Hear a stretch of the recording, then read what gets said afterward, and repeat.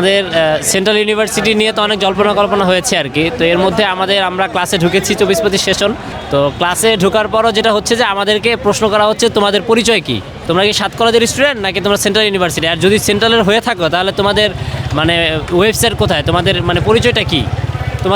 আমাদের এখনও রোল দেওয়া হয় নাই, 15 দিন হয়ে গেছে ক্লাস শুরু হয়েছে, রোল দেওয়া হয় নাই। তারপর হচ্ছে যে ক্লাসে আমাদের পড়াশোনার মানও তেমন ভালো না আর কি। তো সব মিলিয়ে আসলে আমরা অনেকটা হচ্ছে বিরক্তি নিয়ে আসলে আজকে নামা, কারণ আমরা মোটামুটি জানি যে অধ্যাদেশের সব প্রক্রিয়া সম্পন্ন, এখন শুধু জারি হবে আর কি। এর মাঝেও হচ্ছে যে আমাদের এখন নামার পেছনের কারণটাই হচ্ছে যে আমাদের মানে পরিচয় সংকট আর কি। ওদের স্বপ্ন পূরণে পাশে থাকতে পেরে আমরা গর্বিত।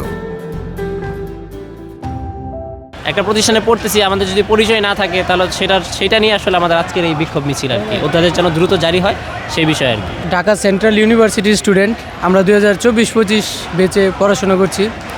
তো আমাদের যেটা হচ্ছে যে আমাদের অস্তিত্ব সংকটে আছি আমরা, কারণ আমরা যদি আউটসাইড কোনো ইউনিভার্সিটি বা অন্য কোথাও যাই, অন্য কোনো ইনস্টিটিউশনে, তাহলে আমাদের ঢাকা 7 কলেজ মানে ঢাকা সেন্ট্রাল ইউনিভার্সিটি আমাদের গণ্যই করা হয় না, আমাদেরকে সেরকম মূল্যায়ন করা হয় না। তো আমরা যেটা চাই সেটা হচ্ছে আমরা আমাদের ব্যক্তিগত যেই বিশ্ববিদ্যালয়ের যেই সম্মানটা সেটা আমরা চাই, যে আমরাও ইউনিভার্সিটি স্টুডেন্ট, আমরাও যে দেশের জন্য কিছু করতে পারি সেটা আমাদের সরকারের কাছে দাবি।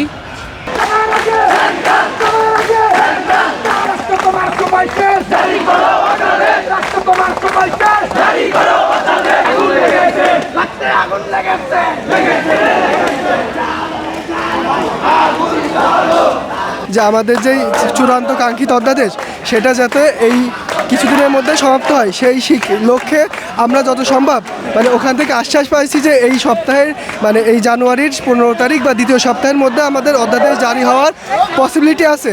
সেই লক্ষ্যটাকে আগায় নিয়ে যেতে বা সেই স্পিডটাকে আমরা ধারণ করে আমরা আরও একবার তাদেরকে জানাতে চাচ্ছি যে তারা যেই নির্দিষ্ট সময় দিছে আমরা যাতে সেই সময়ের মধ্যে আমাদের মৌলিক যে অধিকার, উচ্চশিক্ষার যে আকাঙ্ক্ষা সেটা বাস্তবায়ন করে অতি দ্রুত আমাদের ভিসি নিয়োগ করে এবং রেজিস্ট্রারের মাধ্যমে পূর্ণাঙ্গ যে বিশ্ববিদ্যালয়ের কাঠামো সেটাতে যাতে আমরা আত্মপরিচয় প্রকাশ করতে পারি। কারণ এখনও পর্যন্ত আমাদের যেই মানে অনেকাঙ্ক্ষিত ঘটনার পরেও ক্লাস শুরু হয়েছে কিন্তু আমাদের কোনো রেজাল্ট দেয়নি, বা আমরা স্টুডেন্ট হিসেবে আমাদের যেই একটা মুভমেন্ট হওয়া উচিত সেই সম্পূর্ণ মৌলিক অধিকার আমরা পাচ্ছি না। কেননা এখন আমরা একটা নির্দিষ্ট দাবি নিয়ে আসার পরে কলেজের যে স্যার ম্যামরা আছে অবশ্যই তারা ক্লাস নিচ্ছে, কিন্তু আমাদের যেই পরিচয় তা এখনও তাদের কাছে সুনিশ্চিত নয়। তো এই সকল সমস্যার যে মূল লক্ষ্যের একটাই সমাধান, সেটা হচ্ছে অধ্যাদেশ।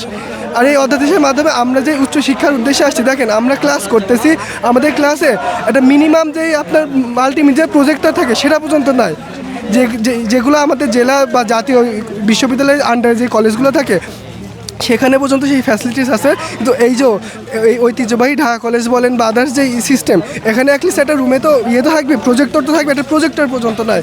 এই যে আমরা যে মানহীন উচ্চশিক্ষার উদ্দেশ্যে আসছি এত কষ্ট করে দূর দূরান্ত থেকে এসে যদি সেই মানহীন শিক্ষাতেই পড়তে হয় তাহলে তো আমাদের হচ্ছে না। আর এই লক্ষ্যে আমাদের মূল সকল সমস্যার সমাধান একমাত্র অধ্যাদেশ, এবং আমরা আশা করছি ইন্টারিম আমাদের প্রতি সহনশীল হবে এবং আমাদের কাঙ্ক্ষিত চাওয়া ঢাকা সেন্ট্রাল ইউনিভার্সিটি খসড়া অধ্যাদেশ 2025 এই সপ্তাহের মধ্যেই জারি করবে, এটাই আমাদের চূড়ান্ত চাওয়া।